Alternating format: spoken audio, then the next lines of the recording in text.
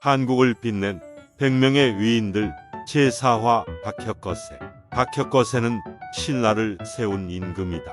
아래서 태어난 뒤 경주 지역을 다스리던 6촌장들의 지지를 받아 임금이 되었다고 한다. 삼국유사에 기록된 신라의 건국신화에 따르면 박혁거세는 아래서 태어났다고 한다. 그는 경주 지역의 6촌장들의 지지를 받으며 임금이 되었고 나라 이름을 서라벌이라고 했다. 신라는 지증왕 때인 503년에 고쳐 붙인 이름이다. 기원전 69년경 한반도의 남동쪽에는 여러 부족 국가들이 모여 연맹을 이룬 진한이 있었다. 삼국유사에 따르면 진한 중에서 경주 지방에는 모두 6개의 마을이 있었다고 한다. 알천의 양산촌, 돌산의 고허촌, 무산의 대수촌, 취산의 진지촌, 금산의 가리촌, 명월산의 고야촌 등이었다. 6마을의 촌장들은 회의를 열고 나라를 세우자고 뜻을 모았다. 그러려면 덕 있는 사람을 찾아 임금으로 모셔야 했다. 촌장들은 먼저 높은 곳에 올라 세상을 둘러보았다. 그런데 촌장들의 눈에 나정이라는 우물가에서 무릎을 꿇은 채 울고 있는 흰말이 들어왔다. 가까이 다가가니 흰말은 크게 울면서 하늘로 올라갔고 흰말이 있던 자리에는 자줏빛 알이 있었다. 촌장들이 조심스럽게 알을 건드리자 껍질이 갈라지면서 한 사내아이가 나왔다.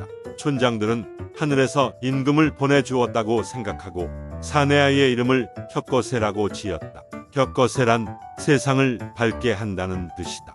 박처럼 생긴 알에서 나왔으니 성은 박씨가 되었다. 박혁거세는 촌장들의 손에서 무럭무럭 자라 기원전 57년에 나라를 세우고 임금이 되었다. 나라 이름은 서라벌이라고 지었는데 서라벌은 신라의 옛 이름이다. 박혁거세는 약 61년간 나라를 다스리다 하늘로 올라갔다고 한다. 한편 6촌장들이 박혁거세를 왕위에 올렸다는 사실로 보아 신라는 박혁거세와 6개의 부족들이 연합하여 세운 나라임을 짐작할 수 있다. 박혁거세는 고구려의 시조인 주몽처럼 아래서 태어났다고 전한다. 이는 나라를 세운 임금이 하늘에 부손임을 내세워 신성시하려는 의도로 짐작된다. 박혁거세의 부인인 아령 부인에게도 탄생 설화가 있다. 삼국유사에 따르면 6촌장들은 박혁거세를 맞이한 뒤 부인이 될 만한 여자아이도 찾아 나섰다. 그러던 중에 아령정이라는 우물가에서 닭처럼 생긴 용을 발견했다. 그 용은 왼쪽 겨드랑이로 여자아이를 낳았는데 입술이 닭의 부리와 같았다. 사람들이 여자아이의 입술을 냇가에서 씻기자 부리가 떨어졌고 고운 얼굴이 드러났다. 촌장들은 이 여자아이의 이름을 아령이라고 짓고 혁거세와 혼인시켰다. 이후 두 사람은 서라벌의 임금과 왕비가 되었다. 사실 혁거세는 그가 어디 출신인지를 극도의 비밀에 붙였다. 알로 태어났다든지 중국 황실의 공주가 신라로 옮겨 선도산의 신모가 되어 거기서 태어났다든지 신화로 도배된 기록이 전면에 나서 있다. 그런데 뜻밖의 탈해의 출신 배경담에 와서 비밀이 새는 느낌이다. 도배된 신화의 뒤편에 정작 자신을 키운 이는 시골 바닷가의 무당이었음을 나타내는 해척지모라는 말이 삼국유사에서 일련의 입을 통해 나와 버리고 만 것이다. 삼국사기만 해도 의선을 해변의 할머니라고 적었을 뿐 혁거세와는 아무런 상관없이 썼었다. 상상이 허락된다면 아진포는 신라 왕실 초기에 새로운 정치인을 길러내는 기숙학교가 있는 곳이었다. 그 학교의 교장이 바로 아진의선이다. 의선은 혁거세를 길러내 경주로 보냈고 이어 탄해까지 키워서 다시 경주로 보냈다. 이렇게 보면 신화의 틀은 아주 사라지고 가장 현실적인 혁거세의 출신이 드러나는 느낌이다.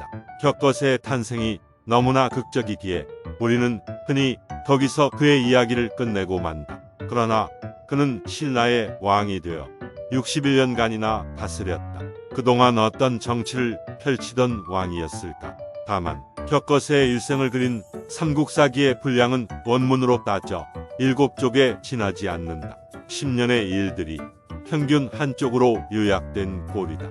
그만큼 이 시기에 사실을 아는 데는 절대적으로 자료가 부족하다. 그나마 일식이니 별자리니 중국의 사료에 의지했을 기사를 제외하고 나면 격거세의 치적을 보여주는 기사는 다음과 세 가지뿐이다.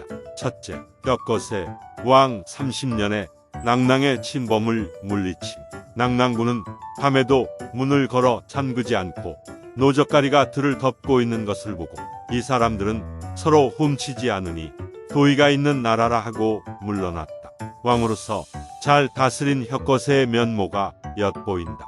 둘째, 격거세 왕 38년에 호공을 마한에 보냈더니 자기네에게 공물을 바치지 않는다고 화를 낸 일. 호공은 탈해 기말지의 기사에서도 등장하는 중요한 인물이다. 그는 마한의 왕에게 창고는 가득 차고 백성은 서로 존경하고 겸양한다며 그 공을 격거세 왕 부부에게 돌리고 있다. 역시 잘난 왕의 면모이다. 셋째, 공물을 요구하던 마한 왕이 죽자 어떤 이가 이 기회에 마한을 쳐야 한다고 건의한다. 격거세 왕은 다른 사람의 불행을 요행으로 여기는 것은 어질지 못하다며 사양하였다. 격거세의 사람됨을 볼 수 있는 대목이다. 동해안의 한 바닷가에서 어진 사제 의선의 지도를 받아 성장한 격거세는 우리나라 고대왕권 국가의 문을 여는 신라를 세웠다. 고구려의 동명왕보다 20년 먼저, 백제의 온조왕보다 40년이 앞선 시점이었다. 그리고 나라를 다스린 지 61년 만인 서기 3년, 격거세는 하늘로 올라가고 7일 뒤에 몸만 땅으로 흩어 떨어졌다. 왕후 또한 죽자 사람들이 합하여 장례를 치르려 하였다. 그런데 큰 뱀이 나타나 막는 것이었다. 그래서 몸을 5으로 각각 묶고 오릉을 만들었다. 지금 경북 경주시 탑동에 있는 그것이다.